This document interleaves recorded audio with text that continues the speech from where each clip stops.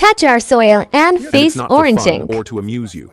I don't want anyone to attack you and my country. I, as president and the commander-in-chief, am responsible for this. I don't want someone to attack us like in the past. I told the U.S. representatives directly and literally to their faces. Nuclear weapons are where they should be, existing quietly, peacefully, protected, as they should be in the world. But God forbid you step onto our land without our consent. God forbid. The response will be immediate, lightning fast, with the very weapon you fear the most.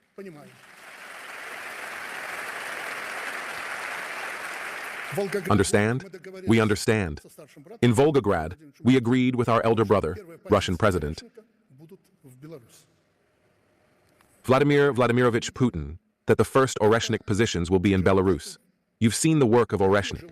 These are the same missiles, the same strikes, but without a nuclear component, without radioactive contamination of the land and air. By the end of the year, this weapon will be placed in Belarus. 80 years after our victory, the Yalta Peace has been replaced by a Brussels-Washington adventure. Hotbeds of tension are being ignited directly from the offices of Western officials. They play with people's lives like characters in a computer game or a Hollywood movie. Why? I want you to understand. I'm speaking to you as a person in a position like theirs in the West. If you failed here, if you've created something nonsensical, just look at what's happening in France, the UK, and Germany.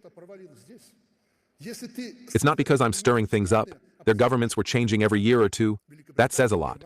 It means they've created chaos and don't want to just sweep their crimes under the rug.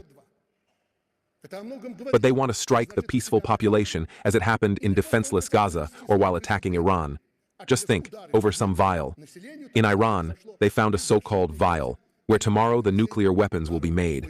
So, a strike must be made. Let's think, who gave them the right? Who allowed it? Why should a country that possesses nuclear weapons bomb another country, even if this country strives for nuclear weapons to protect itself? What right do they have to bomb it?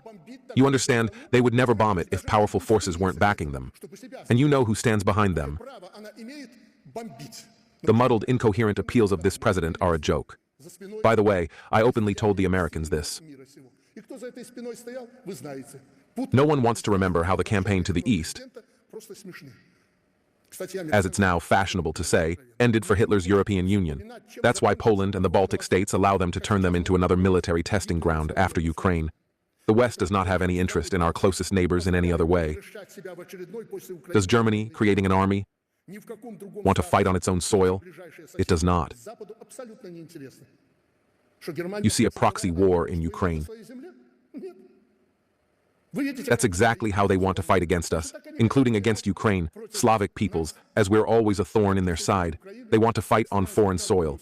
In this case, in Lithuania, Latvia, Estonia, and Poland. So these countries are not interesting or important for the West in any other way. If they want to disappear from the world map again, it will be their choice. Yes, Trump harbors a grudge against Europe. They backed Biden, stood by him, but Trump won. Yes, he harbors a grudge. He's a person who couldn't come to terms with this grudge, though any politician should have left the past in the past and started building the present.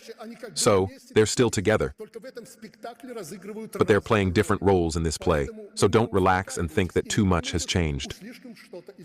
Iran showed this. On one hand, Donald is a peacemaker. He says, people die. He wants to stop the war in Ukraine and so on. And then he illegally strikes Iran.